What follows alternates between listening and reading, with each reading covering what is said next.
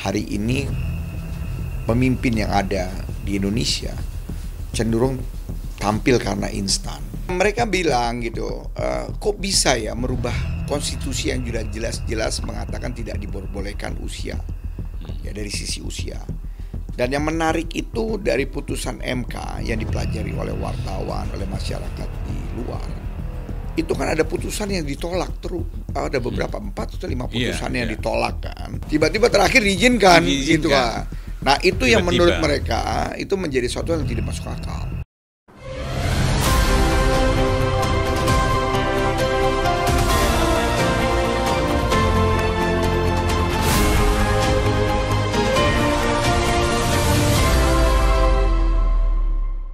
Sobat Leader, kembali kita berjumpa dari Menara Kartika Chandra, Jakarta. Seperti biasa, saya Brendolo menemani Anda dengan tamu-tamu terhormat saya, yang saya selalu sapa My Leader.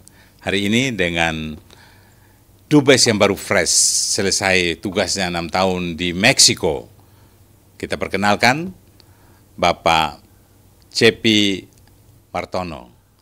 Selamat sore. Selamat datang di Leader, Bang Cepi. Selamat sore. Thank you very much.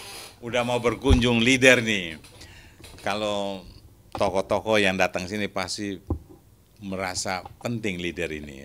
Penting nggak? Leader ini kayaknya di Spanyol Leader, El Leader. Kalau bahasa Spanyol, karakter Spanyol ini sebenarnya. Iya, benar. Makanya saya bilang nih, mungkin dulu ada ada nuansa Spanyol dari Bung Freddy kayaknya. Sebenarnya awal-awal kita mau bikin apa ya, kan mau bentuk majalah tahun 2012. Lalu ngobrol-ngobrol, Leader kan kita bicara soal pemimpin, selalu bicara pemimpin. Kata lain dari pemimpin apa? Oh leader.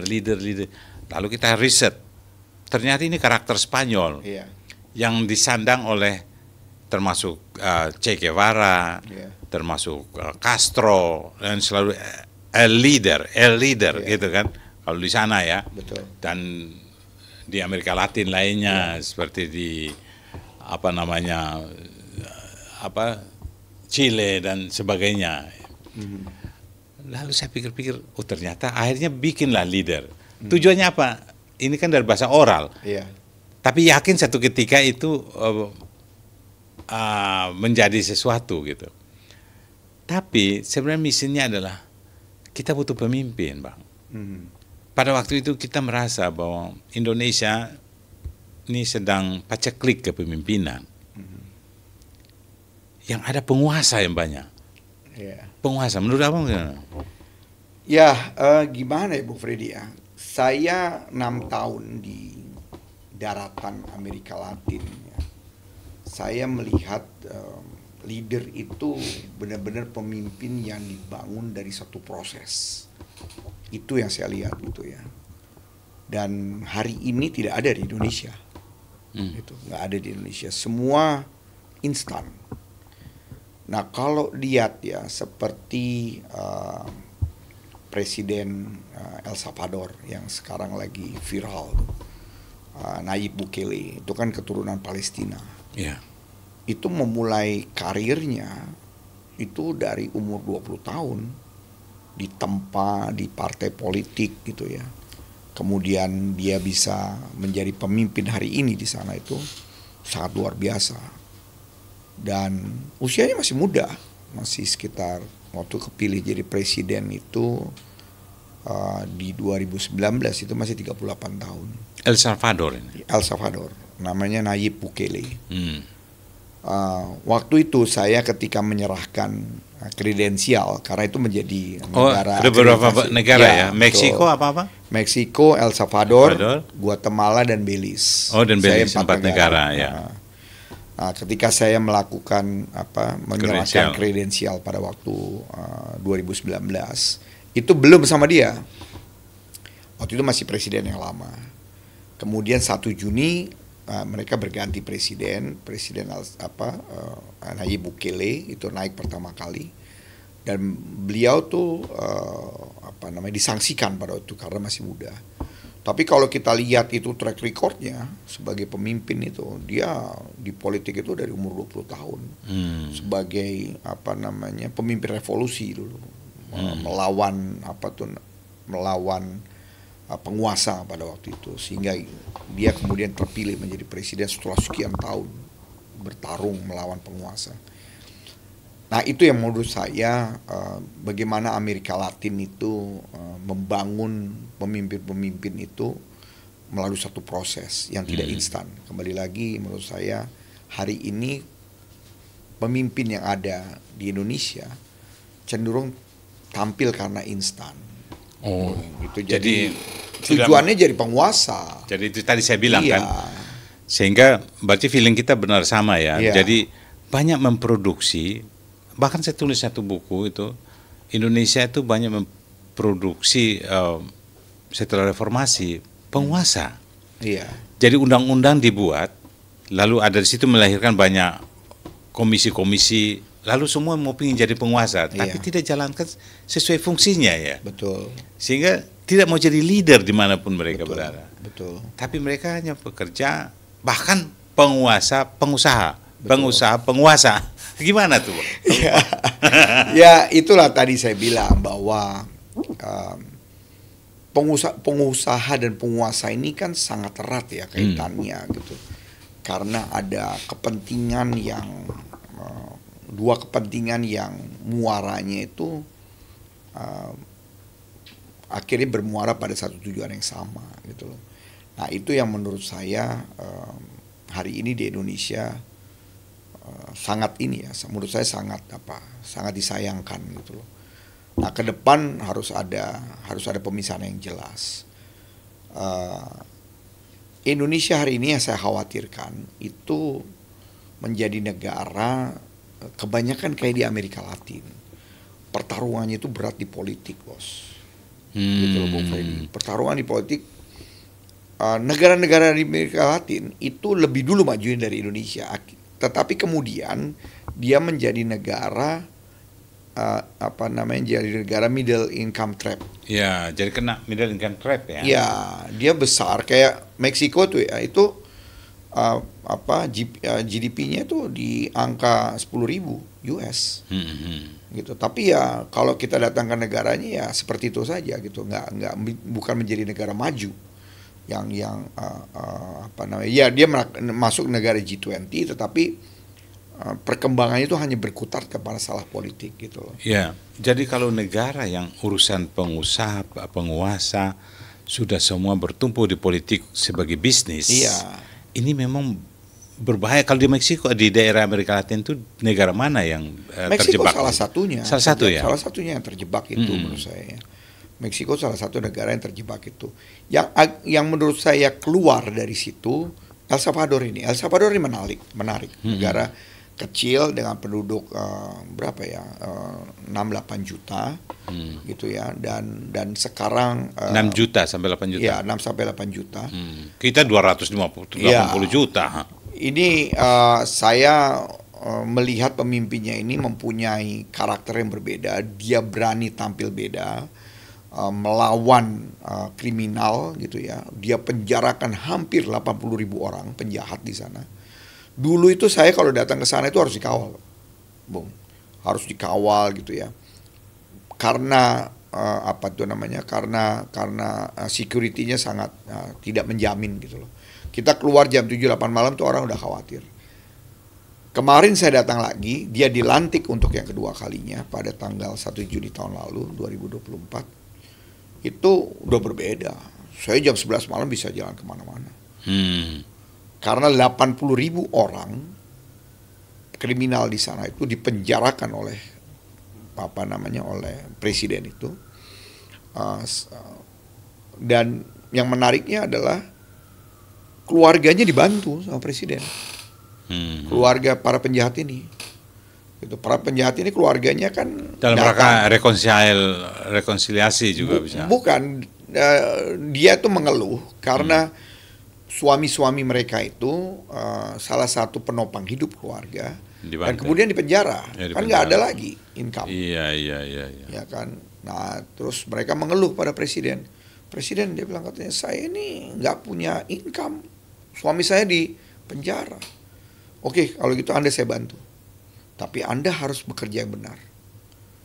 Dan yang 80.000 ini orang di penjara, bos, itu menjadi sehat, menjadi insaf, dan dia benar-benar gitu bagaimana kemudian kembali lagi sadar bahwa dia harus membangun ini gitu.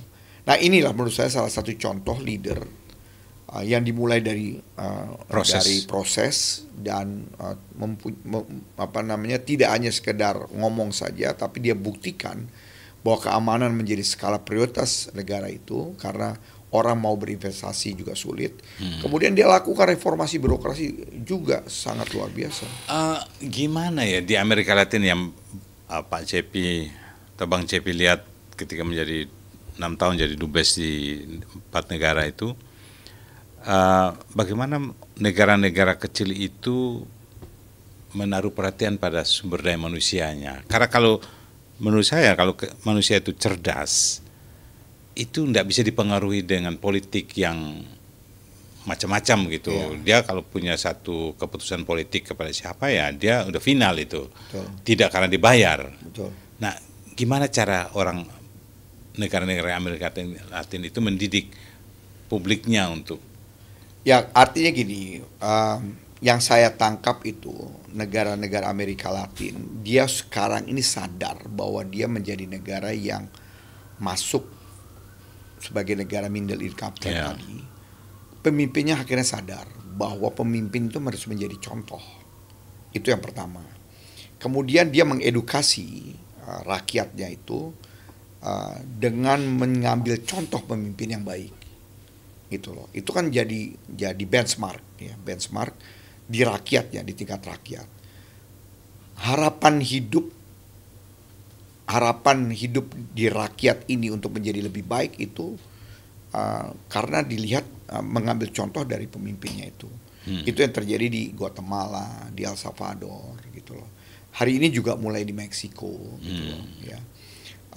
Tidak hanya sekedar pencitraan, tapi dia kemudian mengambil langkah-langkah yang menurut saya sangat tidak populer, gitu loh. Dan itu memang tidak disukai dengan kelompok-kelompok pengusaha tadi, gitu loh.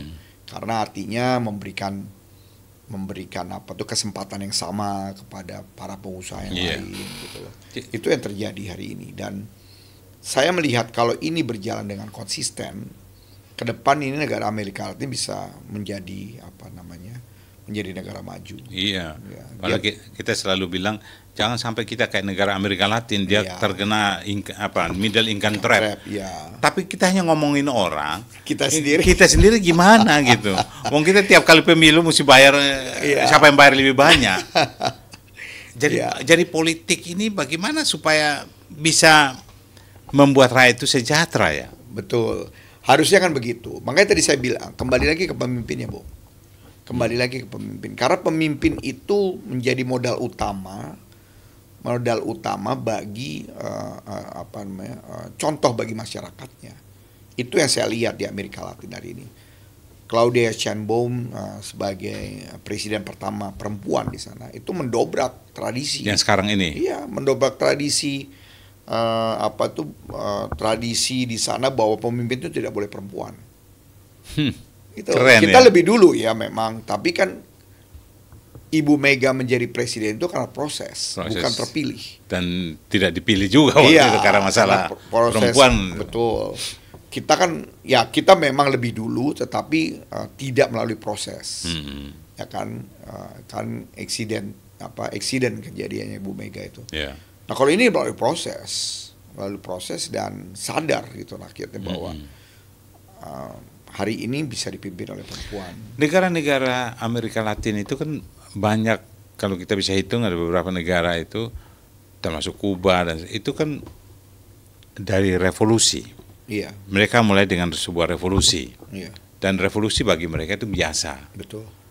Untuk change of power itu memang terkadang bukan sekedar reformasi, betul, revolusi biar selesai maksudnya. Dan mereka, tapi kadang-kadang terlalu lama juga itu penguasa revolusi mereka malah digulingkan juga, ya kan? Iya, itu ciri khasnya begitu. Iya, ciri khas kan? Ciri gitu. khasnya begitu. Jadi Kayak- setiap pengganti pemimpin itu revolusi bos buat dia. Bagi Gitu. mereka revolusi Iya, kan? Jadi ya pemimpin terlalu lama direvolusi lagi dengan yang baru. Dan itu tadi saya bilang, mereka akhirnya berkutat pada persoalan politik, tidak mensejahterakan rakyat. Hari ini baru kira-kira 5 tahun belakangan ini mereka sadar. Kayak kita lihat dia sekarang yang lagi rame ini kan Iran dan Shah Israel. Iran. Di Iran saja Ya. 79 itu dikudeta atau direvolusi oleh Shah.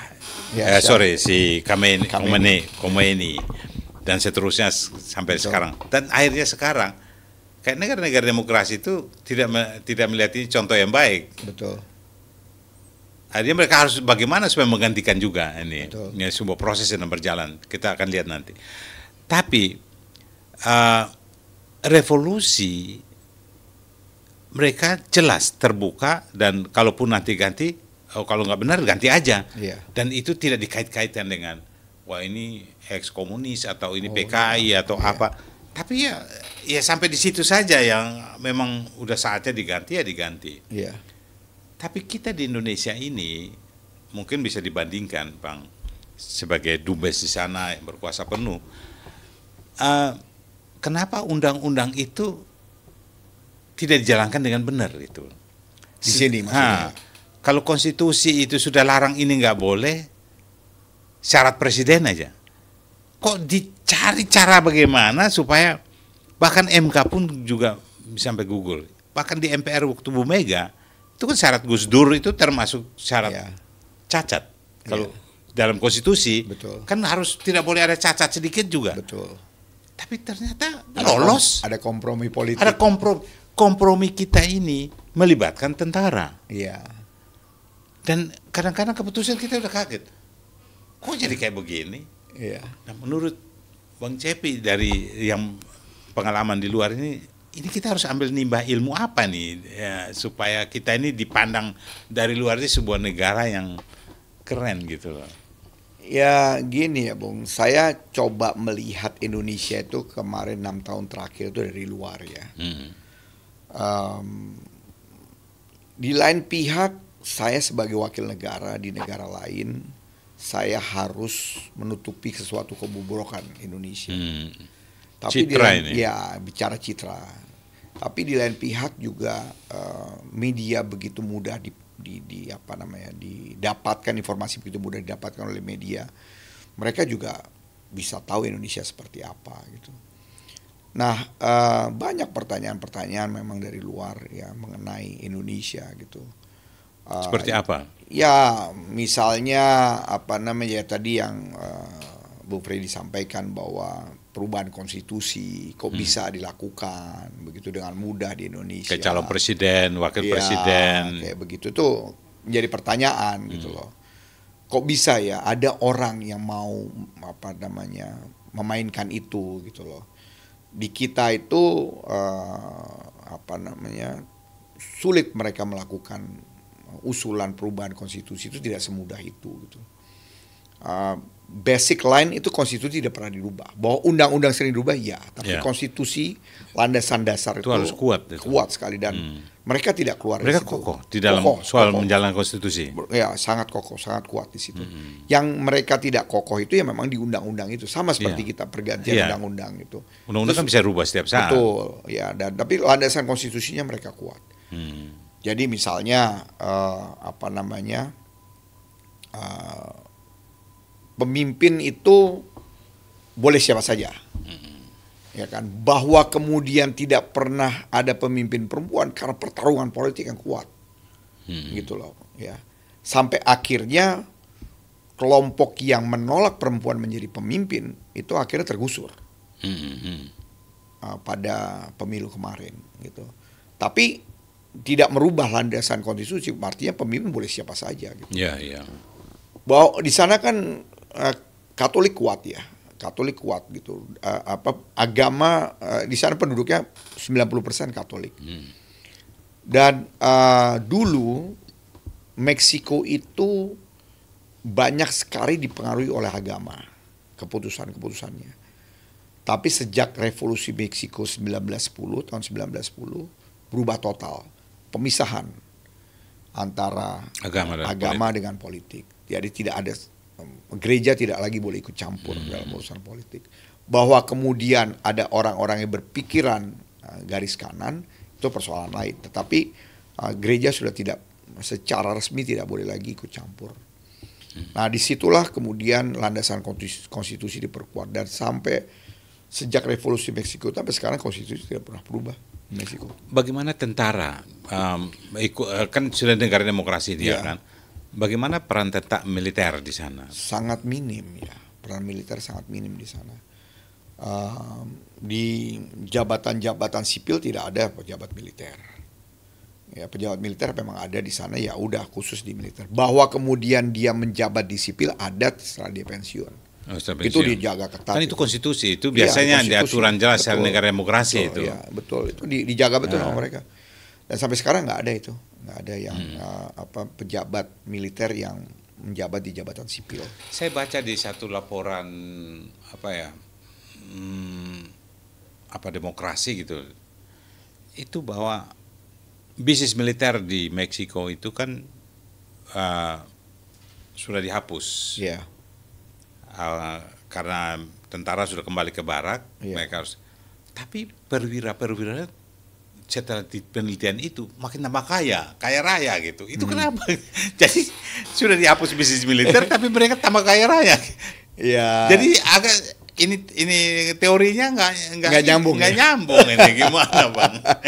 Ya jadi gini, Bung Freddy, yang saya coba pelajari, yang saya dalami, yang menarik itu militer gitu, para pejabat atau petinggi militer ketika dia kaya itu bukan karena dia berbisnis di pemerintahan, enggak, tapi memang setelah pensiun atau mungkin sebelum pensiun mereka banyak mendukung para pengusaha-pengusaha gitu.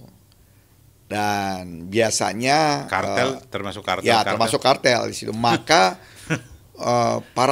saya sebenarnya nggak baik juga membongkar borok negara ini gitu. Tetapi tentara-tentara yang tanda kutip disersi atau mungkin dia tidak kaya itu biasanya dia berpindah di kelompok kartel, kelompok kartel dan itu menjadi lawan tentara yang pada saat tertentu itu mendukung pemerintah. Jadi, nah, itu mereka tuh yang kaya-kaya itu yang itu. Yang di pemerintahan miskin. Iya, ini miskin. Tapi kalau yang di luar kaya raya. Kaya raya. Ya. Tapi kalau di Indonesia nggak ada kartel, nggak ada. Ya. Tapi kaya raya. Karena ada oligarki, bos. Oh, karena ada oligarki kan, ya kan. Jadi gak ada kartel narkoba kayak gak gitu ada. Kan itu kan ini sekali di Amerika Latin. Tapi berarti oligarki itu juga kaya. Pantas oligarki kuat di Indonesia ya. Oligarki. Itu yang saya pahami ya. Potret itu karena terlihat sekali dari luar. Dan itu yang kalau diskusi saya dengan teman-teman di Meksiko gitu loh. Ya, jadi 11-12 sih benar, cuman di sini mainnya kartel, di sini oligarki, di sana mainnya kartel gitu loh. Bedanya di situ aja. Cuman ya 11-12 lah menurut saya sih. Iya. Ya 11-12. Nah, itu kan hasil penelitian. Kenapa kok Amerika Latin itu rata-rata udah bisnis militer dihapus, kok ditambah kaya raya, ternyata baru dapat ini. Iya. Ini hal yang baru nih, menarik bagi kita untuk semua paham bahwa di Indonesia lebih banyak ke oligarki, pendukung-pendukung itu kita tahu mereka tuh kaya raya luar biasa. Kalau sudah jenderal itu, mudah-mudahan semua jenderal di Indonesia ini kaya raya supaya kita tahu gitu kan. Tapi ada juga jenderal yang susah sampai pensiun di Indonesia ini. Mungkin terlalu pemerintahan kali ya. Idealis. Terlalu idealis. Terlalu idealis di pemerintahan. Betul. Ya wartawan juga kalau terlalu idealis sama aja sebenarnya. Tapi Bang, sebagai duta besar yang berkuasa penuh, Bang Cepi di Meksiko dan 3 negara lainnya di Amerika Latin, pernah nggak ada pertanyaan soal ketika presiden kan wakil presiden Gibran misalnya, tiba-tiba MK putuskan, yang itu adalah bapak omnya, putuskan lolos dan bergabung, dan itu hanya selang 1 hari. Ya. Selang 1 hari atau berapa jam mungkin, lalu jadilah wakil presidennya Prabowo, dan sekarang ini mereka terpilih jadi presiden. Ada nggak pertanyaan di sana oleh wartawan-wartawan? Oh banyak pertanyaan itu. Cuman kan saya kadang-kadang sulit menjawab, Bung. Sebagai wakil pemerintah resmi yang ada di sana. Mereka apa? Pertanyaan mereka itu? Ya mereka bilang gitu, kok bisa ya merubah konstitusi yang sudah jelas-jelas mengatakan tidak diperbolehkan usia, ya dari sisi usia. Dan yang menarik itu dari putusan MK yang dipelajari oleh wartawan, oleh masyarakat di luar, itu kan ada putusan yang ditolak terus, ada beberapa 4 atau 5 putusan yang ditolak kan. Dari apa tuh namanya, dari penggugat pada waktu itu kan, kemudian tiba-tiba terakhir diizinkan gitu kan. Nah itu tiba-tiba, yang menurut mereka itu menjadi sesuatu yang tidak masuk akal, gitu loh. Dan di sana tuh nggak ada tuh yang kayak begitu. Jadi kalau misalnya ada orang yang menggugat satu konstitusi itu tidak dengan cara seperti itu, siapapun boleh menggugat. Kalau mereka kan ada jalurnya, harus ke MPR segala macam begitu. Mereka tidak punya Mahkamah Konstitusi sih, tapi mereka punya jalur ke MPR dan sebagainya. Maka sulit sekali merubah konstitusi itu, Bung. Ada pertanyaan nggak oleh mereka itu, Bung? Ini kan wajar saja. Omnya ketua komisi Mahkamah Konstitusi, bapaknya presiden. Iya. Pembantu-pembantunya semua di bawah ini bapaknya. Lah, wajar saja ini terjadi dan mudah sekali dilihat orang kan, betul, itu nggak bisa dibohongin. Iya, betul. Ya itulah itu, makanya itu jadi pertanyaan gitu. Saya sulit kadang-kadang untuk menjawabnya, Bung. Ya kan sebagai wakil pemerintah kan saya tetap harus menjaga diplomasi. Jawabannya betul, diplomatis. Harus diplomatis. mereka melihat bahwa ini suatu hal yang aneh tapi nyata gitu ya, ada di Indonesia. Dan apalagi mereka itu kan tadi Bang Cepi sudah bilang bahwa proses menjadi seorang pemimpin, leader itu kan pertarungan di lapangan, bahkan mungkin berdarah-darah gitu kan, sehingga sampai jadi itu jadi orang hormat benar gitu. Betul. Nah ini kan kucuk-kucuk ini masalahnya. Jadi ini mereka itu ya tidak pernah menolak pemimpin muda, gitu loh. Tapi yang mereka lihat itu adalah pemimpin yang dihasilkan dari suatu proses, bukan yang instan. Dan rata-rata semua pemimpin di Amerika Latin itu melalui proses, Pak. Iya. Melalui proses. Meskipun rata-rata juga muda, 40-an, 30 akhir gitu ya. 45 gitu. Rata-rata juga sekitar itu. Ada yang memang udah ini ya. Tetapi pada umumnya saya pahami, saya lihat, saya potret itu di sana begitu. Tapi ya itu tadi saya bilang, mereka selalu suatu proses yang panjang.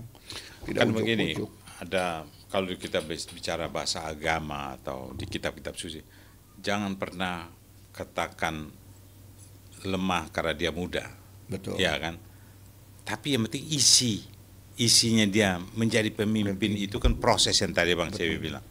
Proses ini harus menunjukkan keteladanan. Dia kan menjadi role model ini. Betul. Dan dipertanyakan nggak oleh bagaimana yang pendukungnya, lalu semua membelanya dengan sudah nggak rasional gitu loh. Itu juga dipertanyakan wartawan nggak di sana? Di sana itu ya justru itu banyak pertanyaan. Kenapa seorang pemimpin itu tidak lahir dari suatu proses, ya kan? Kemudian kok bisa ya punya pendukung gitu loh, ya kayak gitu-gitu. Banyak pertanyaan-pertanyaan yang menurut mereka itu tidak rasional, gitu. Memang politik tidak bisa kita katakan harus rasional, tidak. Tetapi biasanya politik itu dihasilkan melalui satu proses, apapun bentuknya. Bahwa keputusan-keputusan politik itu rata-rata melalui satu proses, tidak ujuk-ujuk, gitu loh. Ya. Politik itu kan menurut mereka itu semua tuh by design dan tidak ada yang ujuk-ujuk. Dan itu semua melalui proses, melalui proses. Nah itu jadi pertanyaan juga, banyak kok pertanyaan-pertanyaan seperti itu. Pasti mereka sampai pada kesimpulan bahwa pasti dibayar itu. Kan paling pendek rasional berpikir kita, kalau akal sehat kita, nggak mungkin orang mendukung, ya kan, dengan membabi buta dengan segala, kalau tidak dibayar gitu. Kasarnya begitu.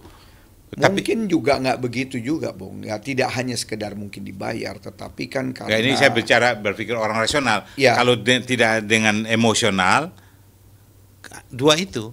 Iya. Dan memang kan fakta di lapangan kan bagaimana banjirnya semua dapat kebagian. Ya, ya itu benar. Ya memang. Jadi kan gini ya, satu adalah bahwa mereka menilai kok masyarakat Indonesia itu, apakah semua masyarakat Indonesia itu tidak educated, gitu loh, ya kan? Kan tidak juga, gitu loh.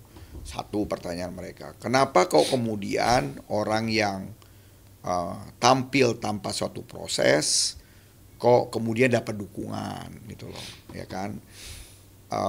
Menurut mereka itu apakah bisa dukungan itu sebegitu mudah dimobilisir gitu loh. Karena di sana itu meskipun masyarakatnya tanda kutip penghasilannya juga tidak sehebat kayak di Indonesia gitu. Tapi masyarakat di sana itu tidak mudah juga dimobilisasi gitu loh. Ya, apakah itu secara emosional ataupun tidak gitu ya, dibayar itu tidak mudah dimobilisasi gitu loh. Jadi kayak misalnya saya katakan tadi ya, dari sekian lamanya berdirinya negara Meksiko, udah lebih dari 200 tahun, itu tidak pernah ada presiden perempuan, dan itu dianggap sebagai hal yang tabu. Tapi ketika hari ini dipilih presiden perempuan itu tidak dimobilisasi. Iya, iya. Tidak dibayar, tidak kalau dimobilisasi. Kita tahun 99 Bu Mega waktu itu kan mobilisasi betul. Di MPR itu. Kan memang tidak langsung. Saya kan sama wartawan Tempo, Kompas kita bertiga ada ke Belanda. Itu menjelang 1 minggu sebelum pemilu, 2 minggu sebelum pemilu presiden. Waktu sampai di sana, wartawan-wartawan dari Telegraph kumpul, mereka tanya, itu gimana sih Indonesia? Katanya negara demokrasi.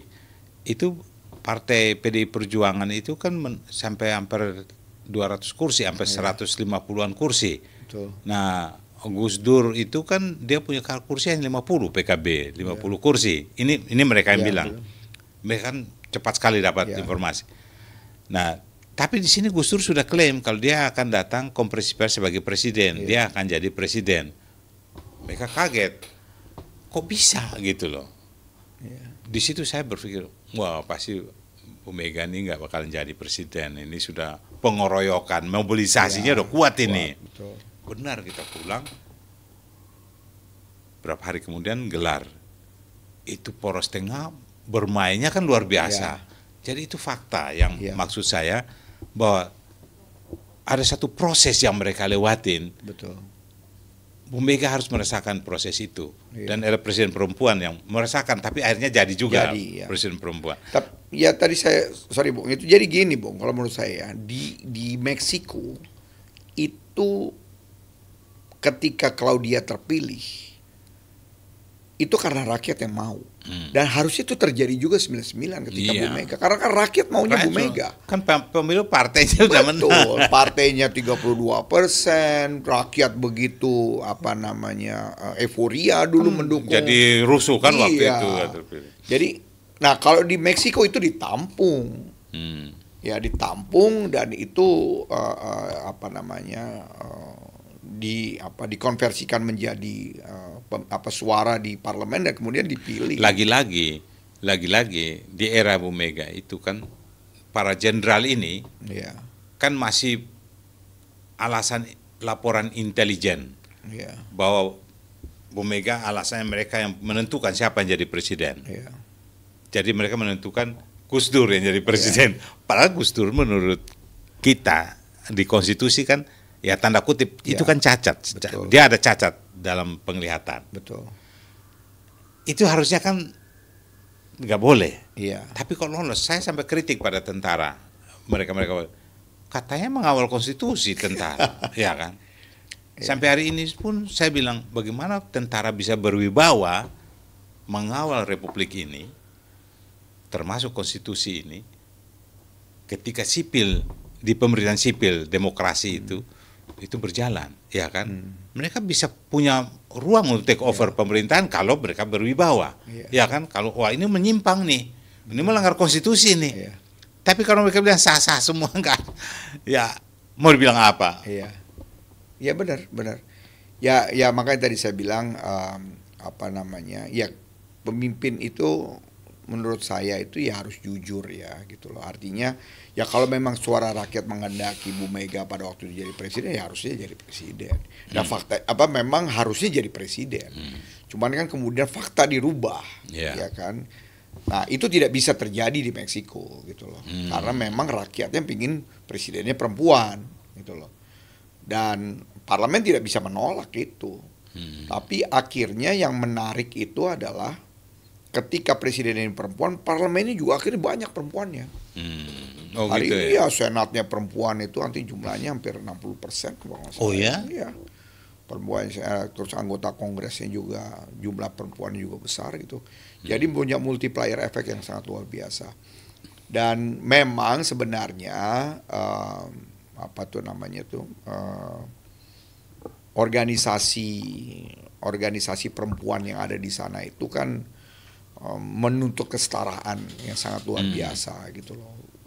3-4 tahun terakhir lah sebelum COVID itu juga sudah bolak-balik menyuarakan kesetaraan gitu. Jadi proses pelanggaran konstitusi yang berakibat pada pemecatan pemberhentian ketua MK dan itu berlanjut sampai hari ini. Proses itu berjalan terus. Nah, kemudian upaya setelah terpilih dilantik menjadi presiden dan wakil presiden, tapi tetap publik menyoroti wakil presiden. Sampai terseok-seok gitu. Setiap kata-katanya wakil presiden kita ini, Gibran, itu selalu menjadi viral di mana-mana. Ya.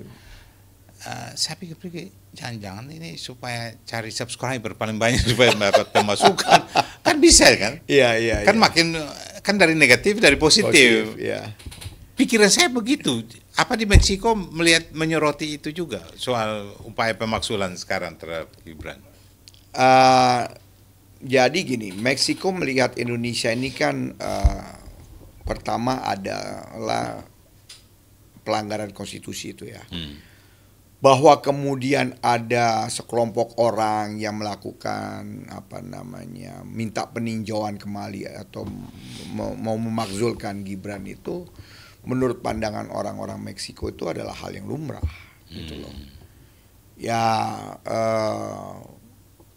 Ya mereka tidak paham isi dari konstitusi, tetapi bahwa ada kelompok yang pingin memakzulkan Gibran itu betul hal yang lumrah gitu. Karena ya dulu pernah ada pelanggaran dari awal. Iya, gitu. Bahwa ada kelompok yang bikin ini seperti itu ya dianggap yang hal yang wajar gitu. Dan mereka mengatakan bahwa ya itu memang wajar gitu. Kalau ada orang yang menuntut itu tuh wajar gitu loh. Bahwa di dalam undang-undang apa namanya yang ada sekarang itu harus melalui satu proses dan tahapan tertentu gitu ya, pelanggaran-pelanggaran tertentu, mereka tidak paham sampai ke detail itu gitu. Tapi secara garis besar itu dianggap sebagai hal yang wajar dan menurut saya ya itu harus menjadi koreksi kita ya. Dan menurut saya tidak hanya Meksiko tetapi beberapa negara yang kalau saya temui gitu ya itu melihat bahwa itu wajar lah kalau gitu. Sebagai duta besar kan dari jauh Anda melihat Indonesia itu kan kayak negara yang gimana ya, yang besar. Betul. Ya kan. Kalau negara sana hanya penduduk 6-7 juta, 8 juta, kalau dibanding kita kan negara besar kita ini. Yang perlu agar kita berwibawa tuh apa, Bang? Saya tuh kadang-kadang gemes gitu loh. Iya. Kan kita sebagai wartawan punya tanggung jawab sosial juga. Betul. Kepada bagaimana cerdaskan bangsa, bagaimana memberi informasi yang benar. Iya. Itu beban dan tidak mudah. Kan semua orang dibayar sana sini untuk melakukan sesuatu. Nah, apa sih supaya kita di mata dunia, dulu kan sempat berwibawa di zaman Bung Karno, Pak Harto, walaupun militeristik di era Soeharto, tapi berwibawa gitu. Iya. Gimana sih? Ya menurut saya kalau dari diskusi ketemu saya dengan teman-teman di dunia internasional itu ya sederhana saja gitu. Pemimpin itu harus menjadi contoh. Pertama itu. Ya, yang kedua konsistensi dari satu kata dan perbuatan. Itu yang dilakukan oleh Bung Karno dan Pak Harto menurut saya. Meskipun Pak Harto militeristik pada zaman itu, tidak ada demokrasi, tapi kan satu kata dan perbuatan dia gitu loh. Kalau dia bilang harus dijalankan dengan cara militer gitu loh. Dan itu yang dilakukan oleh Bung Karno. Itu yang menurut saya jadi jadi simbol gitu, jadi acuan lah dari negara-negara di luar. Dan Indonesia itu zaman Bung Karno itu menurut saya sangat dipandang gitu ya, sangat dipandang. Dulu ya, Meksiko itu melihat Indonesia sebagai negara mewah gitu loh pada zaman Bung Karno gitu. Bagaimana Bung Karno memainkan komunikasi politik internasional yang sangat luar biasa gitu. Dan kemudian bagaimana kemudian Bung Karno itu membantu, sekalipun negara pada waktu itu belum sejahtera, tapi dia bisa membangun emosi negara-negara Asia Afrika gitu loh, menjahit negara-negara yang tertinggal gitu seperti Meksiko, Kuba di Latin itu. Menurut saya citra itu yang melekat ya pada era Bung Karno. Kalau pada era Soeharto kan sudah mulai masuk pada ukuran ekonomi ya. Tapi kalau pada era Soekarno itu ukuran politik ya, dan itu yang hari ini menjadi parameter begitu hebatnya Soekarno. Jadi bukan ekonomi utama ya, bukan, politik pada karena waktu itu ya. Wibawa politik itu akan menunjukkan ekonomi itu berjalan mendukung. Betul bersama. Benar. Dan tapi kan sekarang berbeda, Bung. Berbeda ya. Hari ini itu ukurannya memang negara maju itu kan ukurannya ekonomi, kesejahteraan kan gitu. Nah, apa yang sudah ditanamkan Bung Karno menurut saya kan kemudian keluar jalur ketika zaman Pak Harto. Dan sampai hari ini belum kembali lagi kepada jalurnya menurut saya.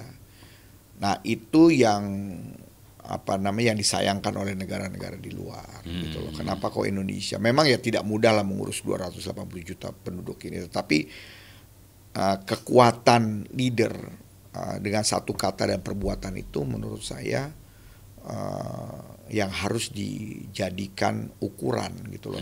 Lihat aja sekarang leader-leader yang pemimpin-pemimpin dunia itu ya, Xi Jinping misalnya gitu loh kan, konsistensi Rusia gitu loh. Nah, Meksiko sekarang sudah mulai mencoba. Dia nih sejak Presiden AMLO kemarin ya kan, kemudian sekarang dengan Claudia tuh ada konsistensi gitu loh. Dan mereka mulai sadar tuh bahwa kita nih nggak boleh lagi bertempur secara politik. Kita sudah harus berpikir bagaimana membangun sumber daya manusia, bagaimana membangun sumber daya ekonomi kita gitu loh. Mereka mulai sadar nih, pemimpin sekarang ini kan dari partai Morena ya. Kemudian sebelum Claudia tuh AMLO juga dari Morena, sekarang Morena lagi gitu ya. Nah, mulailah sekarang mereka sadar, korupsi juga mulai diberantas gitu ya. Jadi memang percaturan politik itu selalu di mana-mana. Iya. Tidak ada percaturan ekonomi. Sebenarnya ada yang suka ikut-ikutan. Percaturan ekonomi, utamanya politik. Iya. Percaturan bagaimana pemimpin itu mengangkat pion ini tugas bisnis ini untuk menjadi satu teamwork kan. Betul. Tetap benar, politik menjadi utama. Pengambilan keputusan itu kan politik. Betul. Nah, Bang, ini kita hampir selesai, tapi saya melihat kan Abang juga sebagai dubes di sana setelah pelantikan Presiden Prabowo dan Wapres Gibran. Ada komitmen yang luar biasa dari Prabowo. Dia tidak berhenti itu soal korupsi ini, berantas korupsi sampai ke akar-akarnya. Bahkan dia udah ancam mau bawa ke Antartika segala macam, mau lari kemanapun. Dan memang dalam proses itu banyak yang sudah mulai terbuka. Bahkan pemerintahan hampir semua lembaga tidak lepas dari pemeriksaan sekarang. Pemerintahan mau departemen maupun non departemen itu sudah dimasukin semua. Dan akan muncul satu persatu. Bagaimana keterkaitan dengan oligarki dan sebagainya tadi yang disampaikan. Nah, saya melihat ada optimisme. Bagaimana dari luar melihat kepemimpinan Presiden Prabowo ini? Uh, Kalau teman-teman di luar ya melihat bahwa Pak Prabowo hari ini, Presiden Prabowo hari ini punya gaya kepemimpinan mirip Soekarno. Ya. Artinya beliau ini dari sisi retorika sangat luar biasa. Cuman memang tinggal kita lihat implementasi di lapangan. Kan karena kemarin ini baru ya, dan kita lihatlah menurut saya ada sedikit kekhawatiran dari dunia luar. Kalau Indonesia benar-benar apa yang disampaikan Pak Prabowo ini bisa benar-benar terlaksana gitu, ya Indonesia akan menjadi negara besar gitu, akan menjadi negara yang sangat ditakuti di dunia luar. Tetapi ya orang sedang menunggu wait and see. Menurut saya hari ini sedang menunggu wait and see. Dunia luar pun juga sedang menunggu wait and see. Kami yang ada di luar kemarin itu melihat apa sih, apakah retorika Pak Prabowo, Pak Presiden hari ini itu bisa terimplementasi dengan baik apa tidak, gitu loh. Mungkin dari sisi korupsi oke, gitu ya, sudah mulai berjalan. Tapi kan kita lihat dari sisi yang lain gitu, pertumbuhan ekonomi hari ini kan stagnan, ya kan. Ada kekhawatiran lapangan pekerjaan yang dijanjikan sebesar 19 juta hari ini juga tidak terlihat misalnya. Bahkan rame-rame para pejabat hari ini mendorong orang suruh ke luar negeri gitu ya. Itu sih baik-baik saja gitu menurut saya kan. Ya, tetapi kan taburai dulu. Iya. Tapi kan menurut saya terlihat tercermin bahwa lapangan pekerjaan di sini nggak ada gitu loh. Saya nggak tahu indeks kriminalitas kita seperti apa, meningkat apa tidak. Tetapi kalau kita dari luar melihat itu kesannya tuh Jakarta itu kriminalitasnya, artinya Indonesia itu kriminalitasnya cukup tinggi. Nah, ini yang menurut saya kekhawatiran. Ukuran negara itu menurut saya baik apa tidak ketika politik itu stabil, kemudian kriminalitas menurun gitu ya. Saya ngambil contoh lah ya, tadi saya kembalikan El Salvador. Investasi masuk, debirokratisasi berjalan dengan baik. Kepercayaan ya. Iya, tumbuh dan rakyat kemudian mendukung gitu. Ya itu kan rentetannya menurut saya gitu. Yeah. Nah, sekarang ini ya kita lihat gitu, retorika apa yang disampaikan pidato-pidato Pak Presiden ini bisa berjalan dengan baik apa tidak. Diimplementasikan tidak oleh para menterinya gitu. Yeah, orang sedang menunggu. Sedang menunggu. Oke, keren. Mungkin ada Siap. wise kata kesimpulan akhir mungkin 1-2 menit, Bang Cepi, apa yang mau dirangkumkan untuk?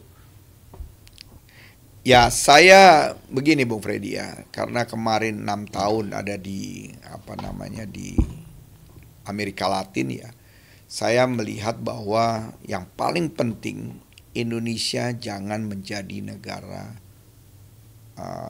masuk dalam middle income trap. Ya, itu yang bahaya menurut saya. Terjadi stagnasi ya, pertumbuhan ekonomi yang lambat gitu. Dan yang kedua, hari ini kita harus bisa melihat Amerika Latin sebagai benchmark kita. Janganlah kita menjadi negara seperti mereka. Kita ambil yang baiknya, kemudian kita buang yang jeleknya. Dan Indonesia harus bisa menjadi seperti itu. Yang ketiga menurut saya yang juga harus menjadi acuan buat kita ke depan. Ya kita harus bisa menjadi leader di paling tidak di ASEAN ini yang hari ini menurut saya sudah dibuat oleh Bu Menlu zaman kemarin ya. Bu Menlu itu kita kan jadi leader nih di ASEAN ya, dan bahkan juga di dunia sudah. Bu Menlu menurut saya cukup luar biasa diplomasi politik luar negerinya. Dan itu sangat dihitung oleh luar gitu loh. Sekalipun pertumbuhan ekonomi kita tidak ini, artinya citra politik kita cukup luar biasa lah di waktu zaman Bu Menlu kemarin gitu.